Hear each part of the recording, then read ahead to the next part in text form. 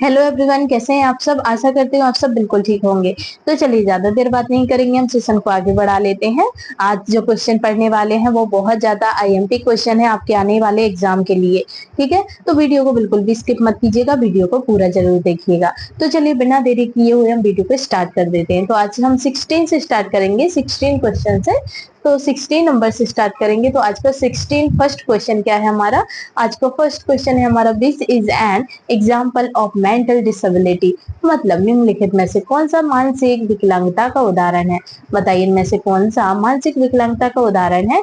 तो option A है हमारा सिजोफ्रेनिया, ऑप्शन बी है क्लब फुट, ऑप्शन सी हमारा blindness, option number D polio. तो बताइए राइट आंसर क्या हुआ इसका। निम्नलिखित में से कौन सा मानसिक विकलांगता का उदाहरण है। मानसिक विकलांगता का उदाहरण इनमें से क्या हुआ बताइए। तो राइट आंसर हो जाएगा हमारा ऑप्शन नंबर ए। क्या हो जाएगा ऑप्शन नंबर ए इसका राइट आंसर हो जाएगा। सीजोफ्रेनिया क्या हो जाएगा, सीजोफ्रेनिया क्या है, मानसिक विकलांगता का उदाहरण है। ठीक है, ये राइट आंसर हो जाएगा। मानसिक विकलांगता में मानसिक रोग जैसे सीजोफ्रेनिया, मंद बुद्धि शामिल है। ठीक है, right answer option number A लगा लीजिए। चलिए नेक्स्ट क्वेश्चन पर आते। क्वेश्चन आता है हमारा 17 क्वेश्चन है हमारा, Braille script is used by. मतलब ब्रेल लिपि का उपयोग कौन करता है। बताइए ब्रेल लिपि का उपयोग कौन करता है। तो ऑप्शन ए है ब्लाइंड मतलब अंध व्यक्ति, ऑप्शन बी है डीफ मतलब बहरा व्यक्ति, ऑप्शन सी हमारा मेंटली चैलेंज मतलब मानसिक रूप से विकलांग, ऑप्शन डी हमारा ऑर्थोपेडिकली हैंडीकैप्ड मतलब अस्थि विकलांग। तो बताइए राइट आंसर क्या हुआ। हैंडीकैप मतलब होता है विकलांग। ठीक है,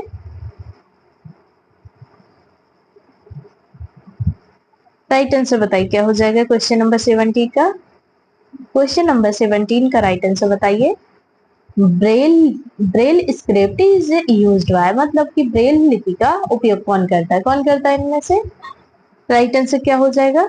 तो राइट आंसर हो जाएगा हमारा ऑप्शन नंबर क्या हो जाएगा, ऑप्शन नंबर ए हो जाएगा राइट आंसर। ठीक है, क्या हो जाएगा ऑप्शन नंबर ए इसका करेक्ट आंसर हो जाएगा।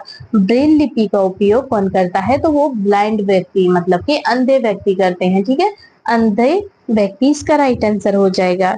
ठीक है, ब्रेल उभरे हुए बिंदुओं से बनी लिपि है। क्या है, ब्रेल जो है वो उभरे हुए बिंदुओं से बनी लिपि है जिसे अंधे व्यक्ति स्पर्श से पढ़ते हैं। किससे पढ़ते हैं, अंधे व्यक्ति जो होते हैं वो स्पर्श करके छू के पढ़ते हैं। ठीक है, टच करके पढ़ते हैं। तो राइट आंसर आप ऑप्शन नंबर ए लगा लीजिए इसका। चले नेक्स्ट क्वेश्चन पर आते। क्वेश्चन आता है 18 क्वेश्चन है हमारा, special schools for handicap children provide मतलब विकलांग बच्चों के लिए विशेष विद्यालय क्या प्रदान करते हैं। बताइए विकलांग बच्चों के लिए विशेष विद्यालय क्या प्रदान करते हैं। तो ऑप्शन ए है medical care, option B education and training, option C social activities, option D all of the above. तो बताइए राइट आंसर क्या हुआ इसका। क्वेश्चन नंबर 18 का राइट आंसर बताइए।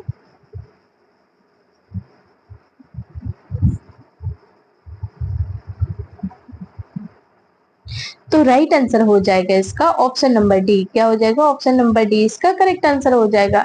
उपरोक्त सभी चिकित्सा देखभाल शिक्षा और प्रशिक्षण सामाजिक गतिविधियां इन सभी इसका राइट आंसर है। ठीक है, विशेष विद्यालय शिक्षा चिकित्सा देखभाल और सामाजिक कौशल सब कुछ प्रदान करते हैं। ठीक है, तो राइट आंसर आप ऑप्शन नंबर डी लगा लीजिए। चलिए नेक्स्ट क्वेश्चन पर आते। क्वेश्चन आता है 19 क्वेश्चन है हमारा, sign language is use for मतलब सांकेतिक भाषा का उपयोग किसके लिए किया जाता है। बताइए सांकेतिक भाषा का उपयोग किसके लिए किया जाता है, किसके लिए किया जाता है। ये तो आपको पता होगा, अंधे के लिए या बहरे के लिए या लंगड़े के लिए या फिर मानसिक रूप से विकलांग के लिए किसके लिए उपयोग किया जाता है। सांकेतिक भाषा का उपयोग किसके लिए किया जाता है।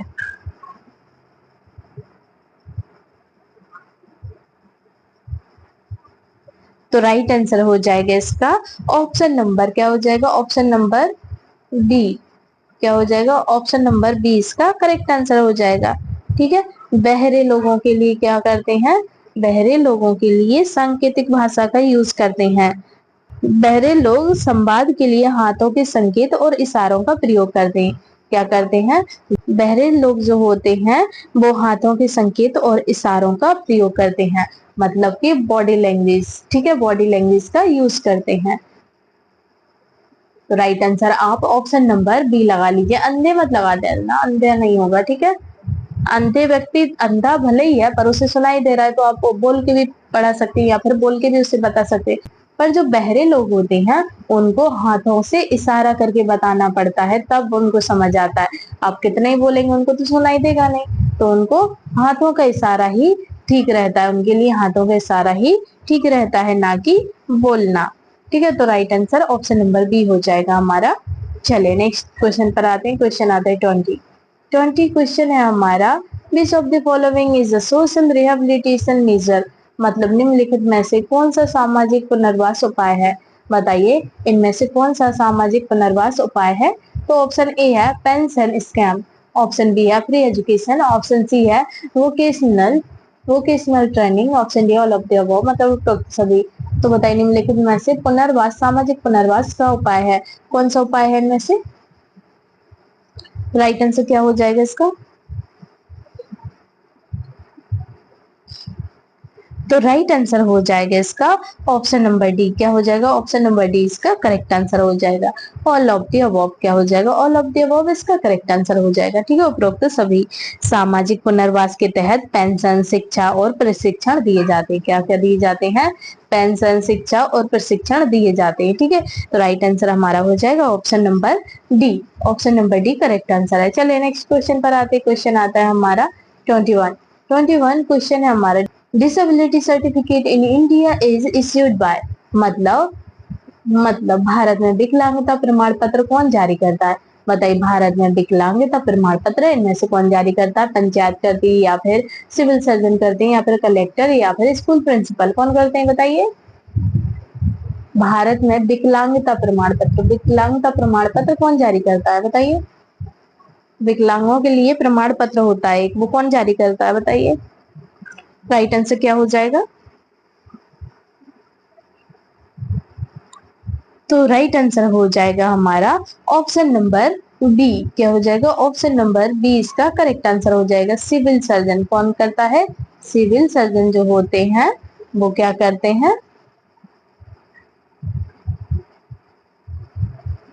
सिविल सर्जन क्या करते हैं, विकलांगता प्रमाण पत्र देते हैं। ठीक है, सिविल सर्जन विकलांगता का प्रतिशत आंक कर प्रमाण पत्र देते हैं। ठीक है, सिविल सर्जन विकलांगता का प्रतिशत देखेंगे, उसे जांचेंगे, उसके बाद प्रमाण पत्र जारी करते हैं। ठीक है, तो राइट आंसर आप ऑप्शन नंबर बी लगा लीजिए। चलिए नेक्स्ट क्वेश्चन पर आते। क्वेश्चन आता है 22 क्वेश्चन है हमारा। Which of the following is a barrier for handicapped persons, मतलब निम्नलिखित में से कौन सी विकलांग व्यक्तियों के लिए बाधा है। बताइए इनमें से कौन सी विकलांग व्यक्तियों के लिए बाधा है। स्टेयर्स है या फिर सकरे दरवाजे हैं या फिर रैंप का अभाव या फिर ऑल ऑफ द अबव। बताइए क्या है, विकलांगों के लिए कौन सी बाधा है इनमें से बताइए। विकलांग व्यक्ति इनमें से क्या नहीं कर सकते। जिसको भी आंसर पता है प्लीज कमेंट करके बताइए, ये तो आपको पता चल गया होगा इसका आंसर, बताइए जल्दी। चलिए कोई बात नहीं, विकलांग व्यक्ति जो होते हैं वो स्टेयर्स नहीं चढ़ पाते, सीढ़ियां नहीं चढ़ पाते हैं। ठीक है, सकरे दरवाजे नैरो डोर से इनमें भी नहीं चल पाते हैं। ठीक है, सकरे दरवाजे पर भी नहीं चल पाते हैं वो। ठीक है, और रैंप का अभाव ये भी नहीं कर पाते हैं। ठीक है, तो राइट आंसर क्या हो जाएगा हमारा option number D. Option number D इसका करेक्ट आंसर हो जाएगा। क्वेश्चन में क्या पूछा था, निम्नलिखित में से कौन सी विकलांग व्यक्तियों के लिए बाधा है, बाधा पूछी है। तो सकरे दरवाजे में भी उनको बाधा है, सीढ़ियों में भी बाधा है, रैंप में भी बाधा है। ठीक है, तो इस सभी में बाधा है, तो right answer option number D हो जाएगा। भौतिक बाधाएं जैसे सीढ़ियां, सकरे दरवाजे विकलांगों की पहुंच को रोकती है। ठीक है, विकलांगों की पहुंच रोकती है ये सब, तो राइट आंसर हमारा हो जाएगा ऑप्शन नंबर डी। चलिए नेक्स्ट क्वेश्चन पर आते। क्वेश्चन आता है 23 क्वेश्चन है हमारा। National policy for persons with disabilities in India was adopted इन, मतलब भारत में विकलांग व्यक्तियों के लिए राष्ट्रीय नीति कब अपनाई गई। बताइए भारत में विकलांग व्यक्तियों के लिए राष्ट्रीय नीति कब अपनाई गई, 1981 या 1995 या 2006 या फिर 2010, कब अपनाई गई थी बताइए। राइट आंसर क्या हो जाएगा इसका। तो right answer option number C हो जाएगा इसका। ठीक है, क्या हो जाएगा, ऑप्शन नंबर सी इसका करेक्ट आंसर हो जाएगा। 2006 में अपनाई गई थी। ठीक है, भारत में विकलांग व्यक्तियों के लिए राष्ट्रीय नीति 2006 में अपनाई गई थी। ठीक है, 2006 की नीति समावेशी शिक्षा और सशक्तिकरण पर केंद्रित है। ओके, चलिए नेक्स्ट क्वेश्चन पर आते हैं। क्वेश्चन आता है 24 क्वेश्चन है हमारा, UN convention on rights of persons with disability was adopted इन, मतलब विकलांग व्यक्तियों के अधिकारों पर UN कन्वेंशन कब अपनाया गया? बताइए, विकलांग व्यक्तियों के अधिकारों पर UN कन्वेंशन कब अपनाया गया? कब अपनाया गया था? तो ऑप्शन ए है 2000, ऑप्शन बी 2006, ऑप्शन सी हमारे 2010, ऑप्शन डी है 2012। तो कब अपनाया गया था इनमें से?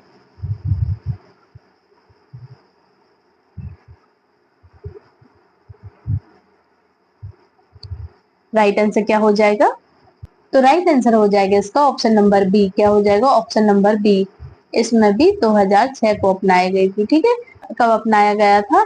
तो 2006 को अपनाया गया था। ठीक है, right answer option number B हो जाएगा।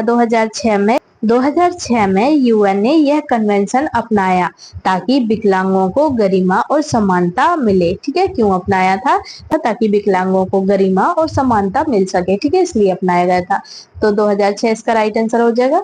चलिए नेक्स्ट क्वेश्चन पर आते हैं। क्वेश्चन आता है 25 क्वेश्चन है हमारा, percentage of disability required for government benefit in India is, मतलब भारत में सरकारी लाभ पाने के लिए न्यूनतम विकलांगता प्रतिशत कितना होना चाहिए? कितना होना चाहिए बताइए? भारत में सरकारी लाभ पाने के लिए, सरकारी सुविधा अगर पानी है तो कितने प्रतिशत विकलांगता होनी चाहिए? 20% या 30 या 40 या 50? कितने प्रतिशत होनी चाहिए? राइट आंसर क्या हो जाएगा? तो वो हो जाएगा, कितने प्रतिशत होनी चाहिए? 40%। 40% कितना होना चाहिए? 40% होना चाहिए। ठीक है, 40% या उससे अधिक विकलांगता वाले ही सरकारी लाभों के पात्र होते हैं। कितने होते हैं? 40 या फिर उससे अधिक विकलांगता वाले ही सरकारी लाभों के पात्र हो पाते हैं। ठीक है, 20-30 वाले नहीं हो पाते। तो ये तो हमारा राइट आंसर नहीं होगा। ठीक है, तो राइट आंसर लगा लीजिए आप ऑप्शन नंबर सी। 40 से ऊपर वाले को भी मिलता है, तो 50 भी हो सकता था। अगर 40 ऑप्शन नहीं आता तो आप 50 भी लगा सकते थे। ठीक है, तो राइट आंसर फिलहाल में 40 ही होगा। ठीक है, 40 इसका करेक्ट आंसर है। 40 से अगर ऊपर आता और 40 नहीं आता तब आप 50, 55 जो भी आ रहा था वो लगा सकते थे, पर 40 से नीचे नहीं लगाना है, 40 से ऊपर होंगे वही लगाना है। ठीक है, तो राइट आंसर आप ऑप्शन नंबर सी लगा लीजिए। चलिए नेक्स्ट क्वेश्चन पर आते हैं। क्वेश्चन आता है 26 क्वेश्चन है हमारा, which of the following is not an assistive device, मतलब निम्नलिखित में से कौन सा सहायक उपकरण नहीं है? उपकरण नहीं है पूछा है, कौन सा सहायक उपकरण नहीं है? तो ऑप्शन ए है व्हील चेयर, ऑप्शन बी हमारा क्रचेस, ऑप्शन नंबर सी हमारा हियरिंग एड, ऑप्शन डी हमारा इंजेक्शन सिरिंज। तो बताइए, निम्नलिखित में से कौन सा सहायक उपकरण नहीं है? विकलांगों के लिए कौन सा सहायक उपकरण नहीं है बताइए? तो ये तो पता चल गया होगा, इंजेक्शन सिरिंज नहीं है। क्या नहीं है? इंजेक्शन सिरिंज जो है वो विकलांगों के लिए सहायक उपकरण नहीं है। ठीक है, वो तो सिरिंज है, डिस्पोजल है। ठीक है, वो कोई उपकरण थोड़ी ना है। तो राइट आंसर आप ऑप्शन नंबर डी लगा लीजिए। ऑप्शन नंबर डी इसका राइट आंसर हो जाएगा। सहायक उपकरण चलने फिरने सुनने देखने में मदद करते हैं, दवा देने वाले उपकरण नहीं। ठीक है, दवा देने वाले उपकरण नहीं, दवा देने वाले उपकरण नहीं काम आएंगे। तो राइट आंसर आप ऑप्शन नंबर डी लगा लीजिए। इंजेक्शन सिरिंज ये नहीं है। ठीक है, ये बैसाखी व्हील चेयर ये सब ये क्या है? सहायक उपकरण है विकलांगों के लिए, पर सिरिंज नहीं है। तो right answer option number D लगा लीजिए। चलिए नेक्स्ट क्वेश्चन पर आते। क्वेश्चन आता है हमारा 27 क्वेश्चन है हमारा,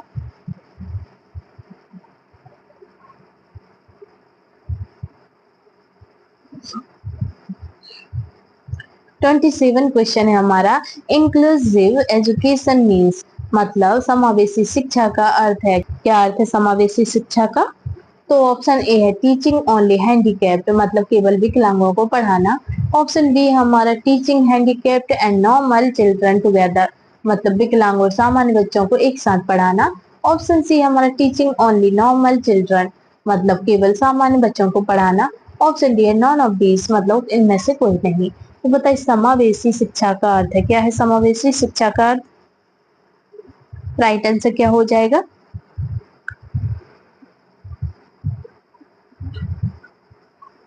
तो राइट आंसर हो जाएगा इसका, क्या हो जाएगा, ऑप्शन नंबर बी हो जाएगा इसका राइट आंसर।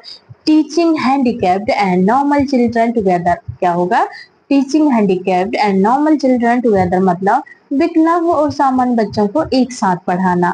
समावेशी का मतलब हुआ विकलांग और सामान्य बच्चों को एक साथ पढ़ाना, ठीक है। समावेशी शिक्षा का अर्थ हुआ विकलांग और सामान्य बच्चों को एक साथ पढ़ाना, ठीक है। समावेशी शिक्षा में विकलांग और सामान्य बच्चों को एक साथ पढ़ाया जाता है। ओके, चलिए नेक्स्ट क्वेश्चन पर आते हैं। क्वेश्चन आता है 28 क्वेश्चन है हमारा। Which of the following is not a government scheme for handicap, मतलब निम्नलिखित में से कौन सी विकलांगों के लिए सरकारी योजना नहीं है। सरकारी योजना कौन सी नहीं है विकलांगों के लिए, तो ऑप्शन ए है हमारा एडीआईपी स्कीम, ऑप्शन बी है हमारा दीनदयाल डिसेबल रिहेबिलिटेशन स्कीम मतलब दीनदयाल विकलांग पुनर्वास योजना, ऑप्शन सी है मिड डे मील स्कीम मतलब मध्याह्न भोजन योजना, ऑप्शन डी है सुगम्य भारत अभियान मतलब सुगम्य भारत अभियान। तो बताइए राइट आंसर क्या हुआ, निम्नलिखित में से कौन सी विकलांगों के लिए सरकारी योजना नहीं है। नहीं है पूछा है, ठीक है, कौन सी नहीं है बताइए, कौन सी योजना नहीं है सरकारी, विकलांगों के लिए कौन सी सरकारी योजना नहीं है इनमें से। तो राइट आंसर क्या हो जाएगा हमारा, तो राइट आंसर हो जाएगा हमारा ऑप्शन नंबर सी, क्या हो जाएगा, ऑप्शन नंबर सी इसका करेक्ट आंसर हो जाएगा। मिड डे मील स्कैम क्या हो जाएगा, मिड डे मील स्कैम इसका राइट आंसर हो जाएगा। मिड डे मील मतलब हुआ मिड डे मील स्कैम मतलब हुआ मध्याह्न भोजन योजना, ठीक है, मध्याह्न भोजन योजना। मिड डे मील पोषण हेतु है, किसके लिए मिड डे मील, पोषण के लिए है, विकलांगों के लिए नहीं है, ठीक है। Right answer option number C लगा लीजिए। चलिए नेक्स्ट क्वेश्चन पर आते हैं। क्वेश्चन आता है 29 क्वेश्चन है हमारा। Handicap term is now replaced by, मतलब हैंडीकैप्ड शब्द को अब किससे बदला गया है। बताइए हैंडीकैप्ड जो शब्द है अब वो किससे बदल दिया है, किससे बदल दिया है, हैंडीकैप्ड शब्द किससे बदल, हैंडीकैप्ड शब्द अब किससे बदला गया है, किससे बदला गया है। राइट आंसर क्या हो जाएगा,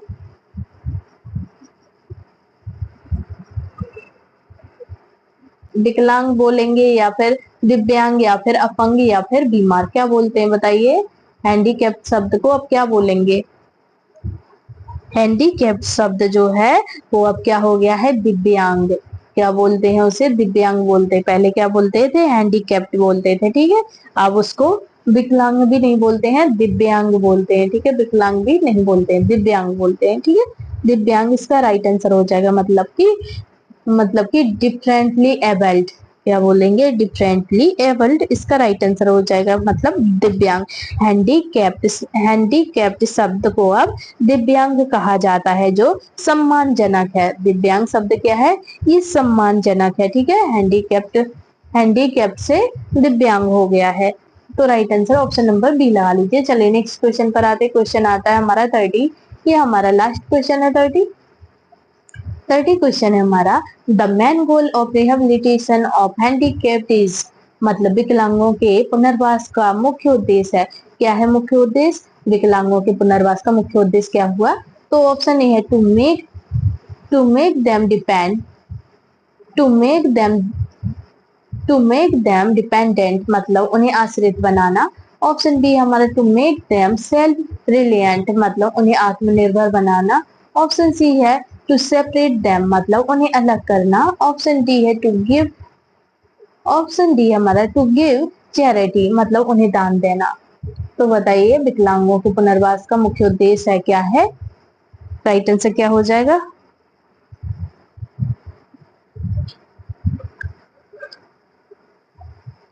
तो राइट आंसर हो जाएगा इसका ऑप्शन नंबर बी, क्या हो जाएगा, ऑप्शन नंबर बी इसका करेक्ट आंसर हो जाएगा। विकलांगों के पुनर्वास का मुख्य उद्देश्य है उन्हें आत्मनिर्भर बनाना, ठीक है। टू मेक देम सेल्फ रिलियंट, क्या हो जाएगा, टू मेक देम सेल्फ रिलियंट इसका राइट आंसर हो जाएगा, मतलब उन्हें आत्मनिर्भर बनाना इसका करेक्ट आंसर हो जाएगा, ठीक है। पुनर्वास का लक्ष्य विकलांगों को आत्मनिर्भर बनाना है, दान पर निर्भर नहीं करना है, ठीक है। दान पर निर्भर नहीं करना है, उन्हें आत्मनिर्भर बनाना है विकलांगों को। तो राइट आंसर हमारा हो जाएगा ऑप्शन नंबर बी। तो दोस्तों ये थे हमारे आज के क्वेश्चन। अगर आपको कोई भी क्वारी है, कुछ भी पूछना है तो आप मुझे बेझिझक कमेंट कर सकते हैं, मैं आपके कमेंट का जवाब जरूर दूंगी। तो चलिए मिलते हैं हम आपसे नेक्स्ट वीडियो में एक नए टॉपिक के साथ। तब तक के लिए आप अपना ख्याल रखना। Bye bye, take care.